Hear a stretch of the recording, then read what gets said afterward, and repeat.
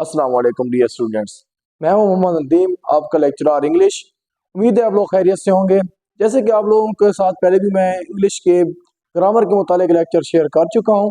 तो आज हम स्टार्ट करने जा रहे हैं मॉडर्न हीरोज एंड प्रोज का सेक्शन। तो उसमें सबसे पहले हम सेकेंड ईयर के जो मॉडर्न प्रोज हैं उनके बारे में हम जो प्रोज है उसको हम स्टडी करेंगे कि प्रोज में हमारे पास कौन कौन से हैं। और आपको पहले ये पता होना चाहिए प्रोज होता क्या है।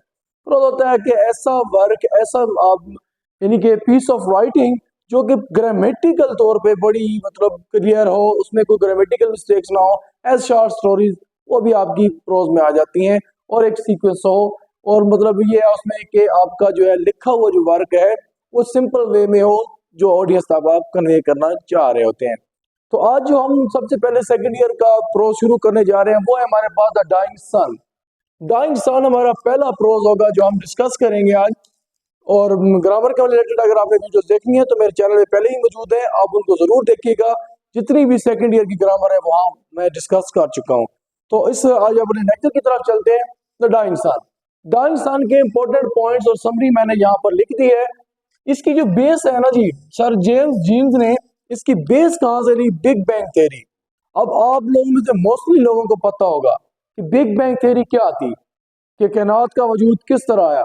Big bang, according to big bang theory कि जी कायनात का वजूद आने में ये था कि एक धमाका हुआ, धमाके की उसमें जो है वो एक कायनात वजूद में आई है। फिर वो स्टार और सितारे जो हैं, आपके प्लैनेट्स जो हैं उसमें डिवाइड हो गई और वो जो प्लैनेट्स थे वो रिवॉल्व करना शुरू हो गए सन के इर्द गिर्द। तो सूरज के इर्द गिर्द रिवॉल्विंग कर लगे तो कुछ ऐसे थे जो उससे दूर हटते गए और फिर वो उन पर टेम्परेचर मॉडरेट होता गया और उसके बाद उनका क्या हुआ कि वो रहने के काबिल हो गए। And our earth is one of them, हमारी जमीन भी उनमें से एक हिस्सा है। तो इसी पॉइंट को आज डिस्कस करेंगे। पहला पॉइंट है जी, इस चैप्टर में आपसे जो डिस्कस किया गया है comparison of sun with other planets, या कंपैरिजन ऑफ आप इसको स्टार्स भी कह सकते हैं क्योंकि सन इज आल्सो अ स्टार। तो सन जब खुद स्टार है तो हम स्टार्स या सन को कहेंगे कि स्टार्स का कंपैरिजन अदर प्लैनेट्स से कैसे किया गया है। अच्छा, सर जेम्स जीन्स कहते हैं कि कुछ स्टार इतने बड़े हैं कि उसमें लाखों जमीनें, अगर जो हमारी ये अर्थ है इस जैसी लाखों जमीनें भी उसमें रख दी जाएं फिर भी जगह बच जाएगी। कुछ उनसे छोटे हैं जिनमें हजारों जमीनों का काग है और कुछ जो है वो हार्डली अर्थ से बड़े हैं, यानी कि तकरीबन थोड़े बहुत ही बड़े हैं, अर्थ के करीब है, हमारी जमीन के करीब है। सेकंड पॉइंट है यूनिवर्स इज इमेंस। ये जो कायनात है, ये कायनात बहुत वसी है। अब देखिए कायनात वसी कैसे है, इसका अंदाजा हम यहाँ से लगा सकते हैं कि जो कायनात में मौजूद हमारा जो स्टार्स हैं वो इतने ज्यादा है कि एक स्टार से दूसरे स्टार के दरमियान मिलियन माइल्स का फासला है। अब देखिए जब एक स्टार से दूसरे स्टार में मिलियन माइल्स का फासला है और हम अपने आसमान पर देखते हैं कितने स्टार्स हमें नजर आते हैं। स्टार की एग्जांपल ऐसे है जैसे कि आप सैले समुंदर पे जाएं और आप सैले समुंदर पर देखते हैं रेत के जरे पड़े हों, आप उनको नहीं गिन पाएंगे क्योंकि वो बहुत ज्यादा तादाद में होते हैं। सेम स्टार्स हैं, यानी कि स्टार का तादाद हम नहीं गिन सकते कि कितनी टोटल तादाद है। उसके बाद साइज ऑफ प्लैनेट्स, बात की जाती है साइज ऑफ प्लैनेट्स के बारे में। साइज ऑफ प्लैनेट्स क्या है वही आपको मैं पहले डिस्कस कर चुका था कि कुछ जो है मतलब प्लैनेट्स जो है सितारे बहुत बड़े होते हैं और कुछ जो होते हैं वो छोटे होते हैं। हमारी जमीन जो है इसको बहुत ही छोटा सितारा कंसिडर किया गया है क्योंकि कहा गया है कि ये जो हमारी जमीन है ना, इसके इस जैसी हजारों जमीनें एक स्टार्स में, लाखों जमीनें एक स्टार्स में आ सकती हैं। तो साइज ऑफ प्लैनेट्स का ये बताया गया है। अगेन आ गया डिस्टेंस। तो डिस्टेंस का मतलब वही स्टार्स के डिस्टेंस को डिस्क्राइब किया गया है कि जिस स्टार्स के अंदर कितना डिस्टेंस है, हमारी यूनिवर्स जो है वो उस समय पता चलता है कितनी बड़ी है। उसके बाद है जी all planets are were hot. अब मसला क्या बना, सर जेम्स जीन्स कहते हैं कि ये सारे की सारी जो कायनात है वजूद में कैसे आई। ये भी वही कहते हैं जी एक स्टार, क्योंकि स्टार के लिए रेयरली, रेयरली का मतलब एक नायाब इवेंट होता है कि एक स्टार जो दूसरे स्टार के करीब चला जाए। तो वो कहते हैं कि जी एक स्टार वैसे ही ब्लाइंडली मूव करना शुरू हो गया और उसको नहीं समझ आती है, मतलब एक ब्लाइंडली जो मूव कर रहा है उसको अंधाधुंध चलते जाना, तो वो मूव करते करते सूरज के करीब आया। लेकिन जिस तरह सूरज और चांद, हमारी जमीन का चांद रात को कशिश पैदा करता है समुद्र के अंदर तो वेव्स पैदा होती हैं, इसी तरह जब वो स्टार करीब आता गया तो सत्ता जो थी सूरज की, उस पर एक पहाड़ की मानद वेव पैदा होती गई। और जैसे ही वो वेव स्टार करीब आता गया, वेव बड़ी से बड़ी होती गई। लेकिन एक पॉइंट पर आने के बाद ऐसा हुआ कि वो स्टार रिसीड करना शुरू हो गया, यानी कि बैकवर्ड मूव होना शुरू हो गया। लेकिन जैसे ही वो बैकवर्ड मूव हुआ तो क्या हुआ, जितने भी मतलब वो उसके पहाड़ से उन्होंने बनाया था ना एक लहर का, वो टूटना शुरू हो गया। और वो टूट कर क्या हुआ, सन के गिर्द रिवॉल्व करना शुरू हो गए। तो इनको उन्होंने कहा कि जो टूटने के बाद रिवॉल्व कर रहे थे वो थे प्लैनेट्स। लेकिन उस वक्त की कंडीशन क्या थी, all the planets were hot, सब के सब जितने भी प्लैनेट्स थे वो सब के सब बहुत ज्यादा गर्म थे। अब ये 2000 मिलियन ईयर अगो, ये कब वाकया रूनुमा होता है, आज से 2000 लाख साल पहले की बात है जी, जब ये वाकया सारा रूनुमा होने वाला था। तो आपको बता चुका हूँ, ह्यूज टाइड्स, यानी कि आने वाले स्टार ने बहुत ज्यादा लहरें पैदा की, फिर जब रिसीड हुआ, बैकवर्ड हुआ, तो वो लहरें टूटी और उन्होंने सियारों की शक्ल इख्तियार कर ली। Moving tore into pieces, move around the sun. जब वो टुकड़े टुकड़े हुए तो उन्होंने अपनी गर्दिश सन के इर्द गिर्द शुरू कर दी।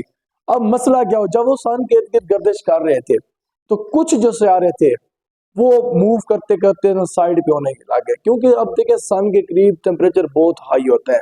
तो जैसे ही वो सियारे उनमें से कुछ जो थे दूर हटे ना उससे, सन से, तो क्या हुआ कि वो उन पर जो टेम्परेचर था वो थोड़ा उन पर ठंडा खाना शुरू हो गया, वो कूल होना शुरू हो गया, टेम्परेचर मॉडरेट होना शुरू हो गया, and life exist on earth. अब इसका मतलब क्या है, क्योंकि हमारी जमीन ये एक ऐसा टुकड़ा है जो सूरज से इतने फासले पर पहुंच चुकी थी जहां पर टेम्परेचर भी मॉडरेट था। क्योंकि लाइफ की एग्जिस्टेंस में सबसे पहली चीज टेम्परेचर है। क्योंकि अगर देखिए टेम्परेचर बिल्कुल ही ठंडा हो तो क्या होगा, हर चीज जम जाएगी, लाइफ एग्जिस्ट नहीं करेगी। अगर टेम्परेचर इतना हॉट हो जाए कि वहां पर सारे लिक्विड ही बॉयल करना शुरू कर दें, हो इट इज पॉसिबल, कैसे मुमकिन होगा कि लाइफ वहां पर एग्जिस्ट करे। तो टेम्परेचर, तो लाइफ एग्जिस्ट ऑन अर्थ, सिर्फ जमीन पर लाइफ जो है इसका क्याम पाया गया क्योंकि यहाँ पर टेम्परेचर मॉडरेट था। उसके बाद सिंपल यूनिवर्सल। अब इसके बाद वो बात करते हैं जी कि जिंदगी का आगाज कैसे हुआ जमीन पर। अब सर जेम्स जीन्स कहते हैं कि मैं खुद भी, वो कहते हैं कि अनसर्टेन है ये बात, कोई भी बंदा यकीन के साथ नहीं कह पाएगा कि जमीन पर जो जिंदगी का आगाज हुआ कैसे हुआ। वो कहते हैं कि छोटे छोटे यूनिसेलुलर ऑर्गेनिजम्स ये जो थे खुद ब खुद पैदा हो गए, और जब ये खुद ब खुद पैदा हुए तो उसके बाद ये कम्प्लेक्स में चेंज हुए। कम्प्लेक्स ऑर्गेनिज्म का मतलब क्या है, हम लोग, यानी कि इंसानों में ये तब्दील हो गए। ये खुद कहते हैं कि ये अनसर्टेन है, यानी कि ये राइटर आपको कह रहा है, और ये कि चीजें अनसर्टेन है, कोई यकीन से नहीं कह सकता कि लाइफ की बिगिनिंग कैसे हुई। Suitable condition for life.